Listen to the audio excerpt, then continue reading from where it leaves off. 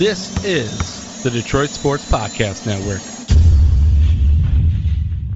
Ranking the most talented rosters in college football for the upcoming 2021 season, next on this week's edition of Michigan Podcast. But there's going to be one team that's going to play solely as a team. No man is more important than the team. No coach is more important than the team. The team, the team, the team. Looks deep for Anthony Clark. Waits for it. Hit. Caught. This is no time for that. In the pocket and a sack. Tim Jamison. Brady gets terrific. Throws it and a touchdown. Knight again. Schultz just before Brazil got him. And a leaping interception by Woodson. Harbaugh back to throw over the middle. Caught by Collier at the 5 on his feet. Touchdown, Michigan. On its way. It's good. He's 5'7", 179 pounds, a junior at Michigan. But Jamie Morris packs a wall of it, and he delivers for Bo Schembechler. And here's your first play. Pressure coming. Sack. It is Glenn Steele, number 81, who fought his way through the traffic. Option. And Robinson calls his own number, and he's going to score. Oh, an easy touchdown for Robinson and Michigan.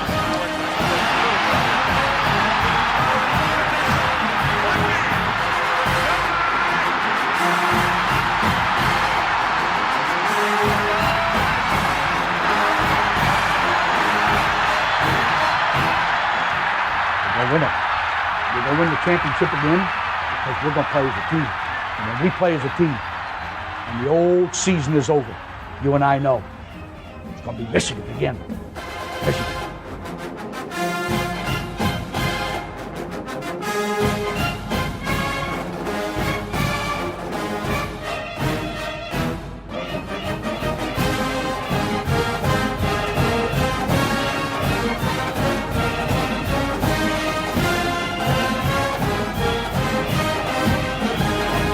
And greetings, Go Blue. Welcome to this week's edition of Michigan Podcast.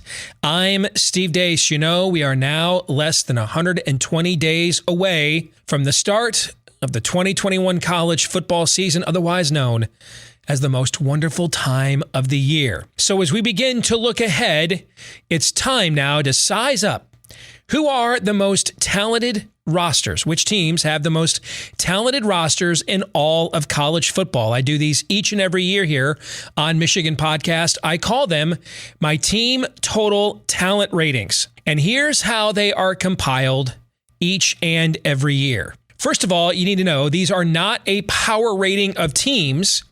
We'll do those later, but a potential rating of the talent on each roster, as in what's the ceiling for that team? How good could they be? Bill Connolly over at ESPN does a great job measuring how good teams are going into the year with his returning production metric. But I wanted to also measure returning potential to kind of complete the picture, meaning players we don't know yet. College football, we get new faces all the time, right? Think of the last two Heisman Trophy winners. Number one draft pick, Joe Burrow. I mean, he wasn't on anybody's radar going into the season. Devontae Smith wasn't even the best receiver on his own team to start last season, right? So how good is the talent on hand to be molded? I wanted to look at potential as well.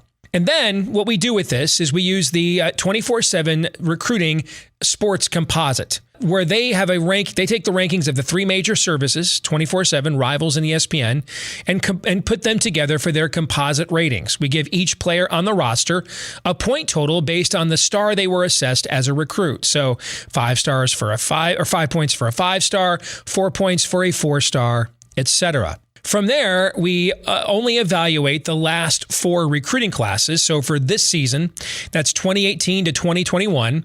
And fifth-year seniors just aren't at the Power 5 conference level, and that's who we're assessing. They're just not as impactful or plentiful as they used to be. But if a fifth-year senior figures prominently on the depth chart somewhere, they are still accounted for in these rankings. Now, to accommodate for teams that are considered more developmental programs, thus they don't recruit a lot of 4- and 5-star prospects, to do that, as their players overachieve their incoming star rating, they're given additional points. So think of teams like Wisconsin, Northwestern, and Iowa in our conference, for example. This helps to account for how much better their guys get the longer they're in the program. Now, players who underachieve their star rating, we don't lower their points, though, because the point of this exercise is to measure potential. And there could be mitigating circumstances beyond an overrated evaluation that has held a player back, academics, injuries, etc. These are updated, which you're about to see, with all roster news through May 8th. This also accounts now for super seniors taking the extra COVID year. We've accounted for that with all of the Power 5 teams and Notre Dame as well. So with all of that criteria in mind, here are the top 25 most talented rosters in college football for this year. You can see that Alabama is a clear number 1. Alabama and Georgia and Ohio State have been 1, 2, or 3 in some order every year that I've done this so far, and this is year 5. Clemson has the most talented roster it's ever had, according to these ratings.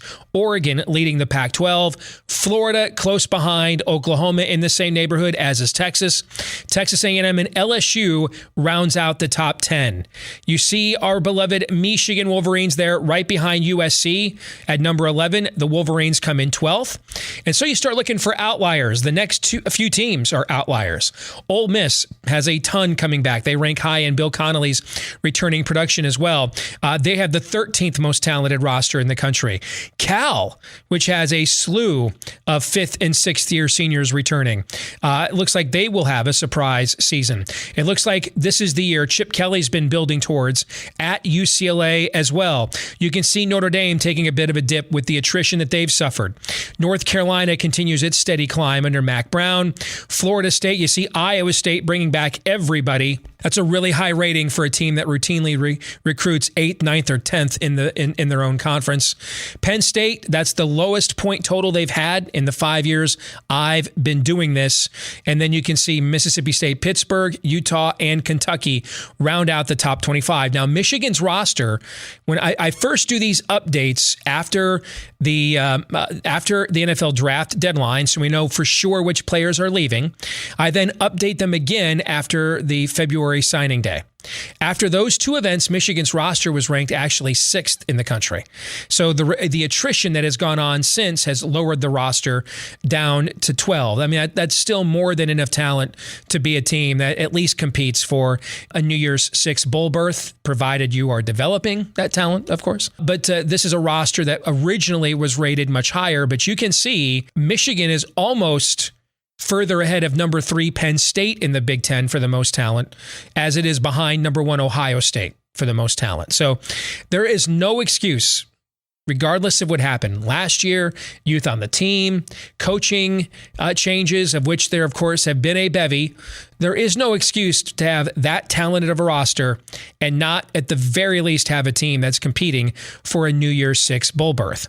So how does this look conference by conference, and how does it compare to where these teams were a year ago? We'll take a look at that here in a moment. A big thank you to our Patreon supporters at patreon.com/Michigan Podcast, because you make these episodes possible with your support. And we get asked all the time, hey, we love what you guys do. How can we support you? Well, for just $5 a month, you can support us at patreon.com/Michigan Podcast. And hey, college basketball may be done, but now we're into the Major League Baseball handicapping, and we had an outstanding season in Major League Baseball last year. We had a pretty good season in college basketball this year as well, as you can see right there from something we recently posted on our Patreon page. So $5 a month to get some pretty good sports handicapping, an opportunity to win some money, like when we recommended you take before the tournament, Baylor 6-1 to win the national championship. You saw that thing pay off, right? Well, your $5 a month pays off when you support us at patreon.com/Michigan Podcast. All right, back here on Michigan Podcast, one of our favorite episodes every year, we take a look at the team total talent ratings heading in to the next season as we begin previewing the upcoming campaign. So we laid this out, how we do these ratings every year, and then we showed you how these teams compare against one another on a national level. But let's face it, the vast majority of opponents every team plays every season are in their own conference. So it's really about how your roster stacks up against the bulk of your schedule than the rest of the country. So let's take a look at these conference by conference and see how these rosters line up. Ohio State is a solid number one in the Big Ten. They have the exact same point total they had heading in to last year with their roster. Michigan is at number 2 with virtually the same point total. Penn State is next at number 3. They've had a lot of attrition as well. They're slightly down from a year ago. Nebraska making a big jump. In fact, they're tied with Maryland for the biggest jump in the Big Ten Conference. Huskers have had 4 straight top 25 recruiting classes. It kind of feels like if Scott Frost can't make the jump this year, it's probably not going to happen. Indiana, which I think a lot of you were shocked last year when you saw I had them rated a top 25 most talented roster, and then they were a team ranked in the top 10 much of the year. They're not quite that deep this year, but they're just outside the top 25. And given how many starters they have coming back, that will again be a team to be reckoned with. Purdue was rated high in my roster ratings last year. Disappointed on the field. A second year of that could cost Jeff Brom his job. Minnesota is next. It looks to be like their roster looks closer to the one we saw 2 years ago than the one we saw last year. I mentioned Maryland before. Maryland actually leads Bill Connolly's returning production rankings in the Big Ten Conference, and by quite a bit, actually. And then you can see Wisconsin, Illinois, Michigan State. Really, if you take a look at that entire Big Ten West, so Nebraska with the number 1 roster in the Big Ten West at 270 points. But you look at Michigan State down there with the 11th best roster in the Big Ten, they're at 261. That's really not that big of a difference. So what these are telling you is it's a sliver of difference between all of these teams in the Big Ten West. Rutgers taking a nice jump into the 240s, and Northwestern is the biggest decliner in the Big Ten. They've lost a ton of talent off of last year's surprise team. Moving on to the ACC, I don't think it'll shock anybody to see Clemson is a clear number 1. For the purposes of these rankings, and since Notre Dame plays half of its schedule against this conference, I always include Notre Dame with the ACC. But look at the fact that Clemson, as if they needed any more help, their roster is 34 points more talented than last year's roster that went to the playoff again and had the number 1 overall draft pick. So it's good to be Dabo Swinney. Miami making a big jump. This looks to be a year that they can, last year they kind of teased us as a contender. This looks to be the year that they will contend. This also looks to be the year that Mac Brown has been building towards at North Carolina. A nice jump for Florida State with its new coach in year 2. And then you can see coaching stability paying off at Pittsburgh and then also at Virginia. You see Virginia Tech as a program on the decline there. Justin Fuente is a coach on the hot seat. NC State surprised a lot of people last year. They're bringing back virtually the same roster, minus a couple of players that they had a year ago. Louisville looks to take a big jump in terms of overall talent and depth. You'll see this later on, though. No team made a bigger jump from last year's roster than Boston College did, a 42-point leap from where they were a year ago. Next, we move over to the Pac-12. Oregon, number 1 most talented roster in that conference 2 years in a row. Of course, they've won the Pac-12 the last 2 years in a row as well. USC is taking a nice jump up to the number 2 slot. We mentioned Cal earlier. They look to be maybe one of the surprise teams in the country this year. Could also be UCLA. It's been more tortoise than hare for Chip Kelly trying to rebuild the Bruins back into a conference power, but it looks like he's got a roster ready to do that this season. Washington, one of Michigan's key opponents this year, one of the big non-conference games in the Big Ten. They look to be more talented than they were a year ago. Utah takes a mighty leap in the Boston College range. And you know, Kyle Whittingham is already a good coach, so expect them to be a pesky contender there in the Pac-12. Also could be the best team yet that Herm Edwards has had at Arizona State. So really everybody in this conference. Look at Washington State, second year for its coach. Stanford taking a nice jump. Arizona even more improved than they were a year ago. Other than Oregon State, pretty much every team in this league looks to be on the upswing. So it could be a strong year for the Pac-12 conference. In the Big 12, kind of the opposite here. You can clearly see the top tier of this conference has really set itself apart from everybody else in the league from a talent perspective, which means could you see 2 playoff teams out of this conference, for example? Could Oklahoma and Iowa State, with what they have coming back, be so much better than everybody else that, say, they split 2 games, one in the regular season and a conference championship, and both of those teams end up making the college football playoff? I think this reminds me, looking at this conference, reminds me of looking at Michigan State and Ohio State heading into 2015. It looked very similar, the difference between those teams and the rest of the league.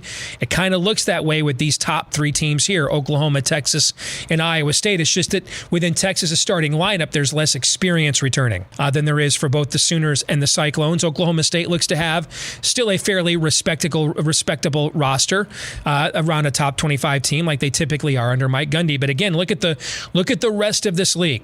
The rest of this league, the rosters are either kind of what they were a year ago, like in Baylor's case, or they're on the downswing. So that is something to watch for this year. The controversy is always about who that 4th team is typically.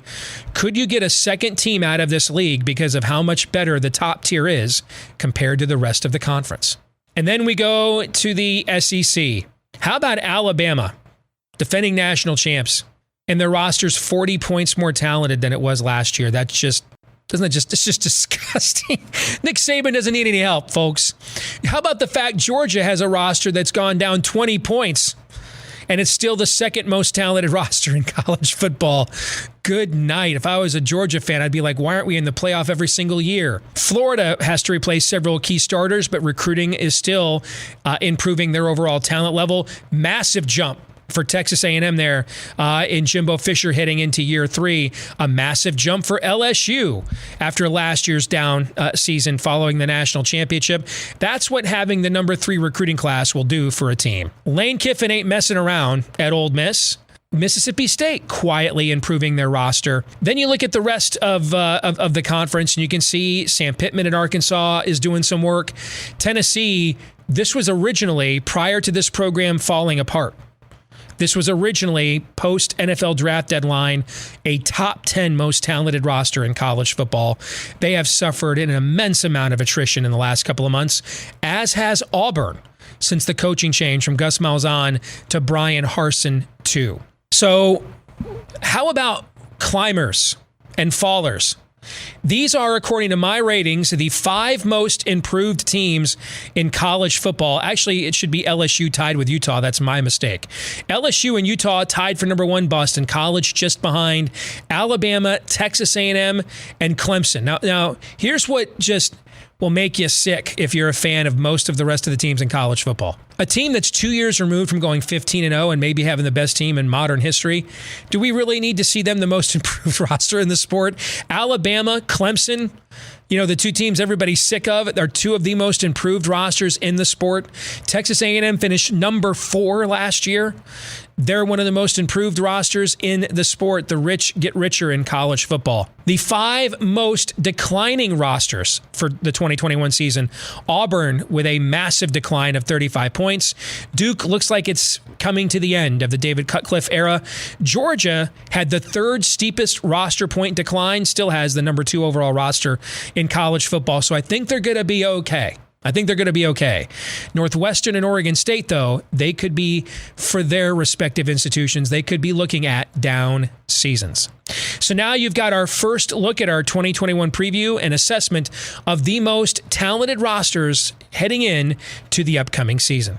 A big thank you to our Patreon supporters at patreon.com/Michigan Podcast, because you make these episodes possible with your support. And we get asked all the time, hey, we love what you guys do. How can we support you? Well, for just $5 a month, you can support us at patreon.com/Michigan Podcast. And hey, college basketball may be done, but now we're into the Major League Baseball handicapping, and we had an outstanding season in Major League Baseball last year. We had a pretty good season in college basketball this year as well, as you can see right there from something we recently posted on our Patreon page. So $5 a month to get some pretty good sports handicapping, an opportunity to win some money, like when we recommended you take before the tournament, Baylor 6-1 to win the national championship. You saw that thing pay off, right? Well, your $5 a month pays off when you support us at patreon.com/Michigan Podcast. This week's Twitter poll results, we asked you, whoa, those results are pretty one-sided. What word best describes your mood about the 2021 Michigan football season? Only 10.9% of you said excited. Wow. 18.8% of you said nervous. 70.3% of you said anticlimactic, like you just kind of know how it ends before it begins. I'll say this, though. Today, the day we're taping this, Michigan has replaced Mo Linguist, its co-defensive coordinator who left, being here for like 150 days or something to be the head coach at Buffalo. I mean, that's a massive PR hit, but Michigan responded today by hiring Steve Klingscale away from Kentucky, probably their top recruiting coach, a guy that's been a burr in the saddle for Michigan, recruiting Ohio and Michigan against us. That's a massive PR win for Michigan. That's a massive perception win. I think it's the biggest perception win Harbaugh has had in a while. Even bigger than Will Johnson, the 5-star commit, because he's a legacy recruit. So that's a much needed shot of adrenaline for Michigan. Hopefully it's a sign that we're all going to be eating crow here in 6 months. We don't see it coming, and they're going to shock the world, because I think Jim Harbaugh is either having a Big Ten Coach of the Year kind of season or getting fired. And I don't think it'll be anything in between. And at my age, I'm tired of wait till next year. So I'd love it to be the Big Ten Coach of the Year type of season. This week's feedback comes from Hassler UM, who says, wasn't it great seeing Benjamin St. Juste get drafted after transferring to Minnesota after you watched our starting corners get torched all year? Eye roll. How about this, though? Benjamin St. Juste was processed at Michigan as a medical. Apparently just medically didn't think he could play. Went on to play 2 years for Minnesota after that and could apparently pass the stringent NFL medical, but couldn't pass the medical at Michigan. Again, it's just one of these things about our program the last few years that just doesn't make any sense. It's just random. It doesn't make any sense. So Maurice Hurst cleared Michigan's medical despite his heart issue his entire career. It gets flagged by the NFL, and it makes him, a 4th or 5th round draft pick. Benjamin St. Juste can't get cleared by our medical, but he's a top 100 draft pick in the NFL draft. He clears theirs. Who knows, man? Who knows? That'll do it for this week's episode of Michigan Podcast. Don't forget, follow us on Twitter at Michigan Podcast to keep up to date on what we think about all things maize and blue in between episodes. Like, rate, subscribe, 5-star review, whichever the case may be, iTunes, Stitcher, Google Play, YouTube, if you watch the video version, whichever platform you access us through, the more of you to do that, the more it helps to get the word out to more Michigan fans just like you. Until the next time here on Michigan Podcast, I'm Steve Deace. Go Blue.